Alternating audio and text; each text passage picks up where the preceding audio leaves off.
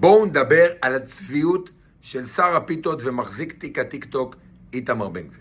השר הזה, שהניסיון היחידי שהיה לו לפני שהוא הגיע להיות השר לביטחון לאומי, אני מזכיר לכם, זה חלוקת פליירים בחברון, גזעניים, גיוס וניצול נוער שוליים בכיכר החתולות, והתקוטטות עם ערבים, עם להט"בים ועם כל מיני אוכלוסיות שהוא מפחד מהם בגלל חוסר ביטחון עצמי ניכר. הדבר הזה, אני מזכיר לכם על מי אנחנו מדברים, היו לו 53 כתבי אישום, 8 הרשעות, בין היתר על התפרעות, על הפרעה לשוטר, הסתה לגזענות, תמיכה בארגון טרור, החזקת חומרי תעמולה של ארגון טרור. אז איתמר הזה, איתמר שלנו, החליט בשבועות האחרונים שהוא כבר לא אנרכיסט על מלא, הוא התבגר והפך להיות מגן המשטרה, איתמר יגן עליהם. בימים האחרונים הוא מציית ציוצים שמגבים על מלא ובעיקר על עיוור, שוטרים שפעלו לכאורה בניגוד לתקנות ובניגוד לחוק ופעלו באלימות לא מידתית נגד מפגינים. בין היתר הוא צייץ לפני כמה ימים את הציוץ הזה. מח"ש מנסה כעת להלך אימים על מפקד יחידת יס"מ של מחוז תל אביב, קצין מצטיין, רק משום שפעל לאכיפת החוק בנחישות והגן על חבריו השוטרים שנפגעו ונפצעו על ידי פורעי חוק. אני מגבה את הקצין יאיר חנונה המסור. ככה הוא צייץ. הציוץ מתייחס לסגן ניצב יאיר חנונה, שעל פי החשד ועל פי סרטונים ועדויות בשבוע שעבר, הפעיל לכאורה כוח לא מידתי נגד עצורים, כולל אגרופים לפנים, לאזרח שכבר היה עצור, כולל איומים והקנטות על זה שהוא יאנוס את האמא של העצור, ועוד ועוד ועוד, ומאז האירוע פורסמו עוד לא מעט עדויות על מקרים אחרים של אלימות לא מידתית ובניגוד לחוק לכאורה שסגן ניצב חנונה, כולל מקרה שהוא חנק אותי אישית על איילון לפני מספר חודשים. עכשיו, אני לא שופט ואני לא חוקר מח"ש, ואין לי באמת הכלים להגיד האם חנונה ראוי להגנה הזו או לא, והאם הוא ביצע עבירה על החוק או לא. אבל מה שאני כן יודע זה ששר הטיק-טוק יצא מהר להגנתו, לא כי הוא מעריך את העבודה של חנונה, הוא לא סובל את המשטרה, ולא כי הוא באמת יודע את הפרטים, אלא אך ורק כי הוא רוצה להתריס, לחמם ולהדליק את השטח. אותו דבר קרה גם אתמול, הוא צייץ, איתמר שלנו, את הציוץ הזה.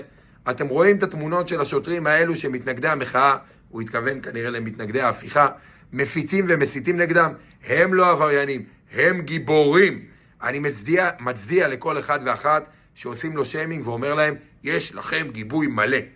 במקרה הזה, בציוץ הזה, הוא התייחס לשלטים שהוצגו אתמול בקפלן עם השמות של שוטרים שלכאורה תקפו מפגינים בצורה לא מידתית ובניגוד לחוק. גם כאן, אני לא יודע לשפוט את הנושא, ואישית אני לא מתחבר לשיימינג לשוטרים. אני חושב שמי שסרח צריך להיות מטופל על ידי מח"ש ועל ידי תביעות אזרחיות ולא בשיימינג ציבורי.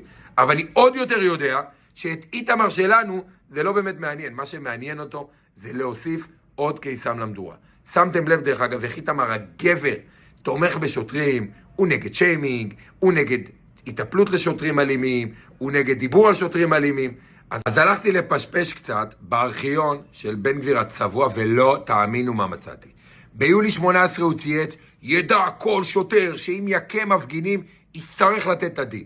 ביולי 19 הוא כתב את זה, בכנסת הקרובה נעביר חוק שיחייב שוטרים אלימים לשלם מכספם פיצויים לנפגעים כאשר יתבעו על אלימות קשה ללא כל סיבה מוצדקת.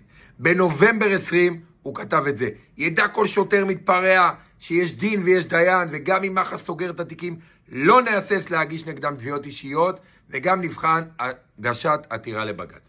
בדצמבר 20 הוא צייץ את זה, ידע כל שוטר מרביץ ואלים כי יש דין ויש דיין, והוא ימצא את עצמו על ספסל הנתבעים בבית המשפט.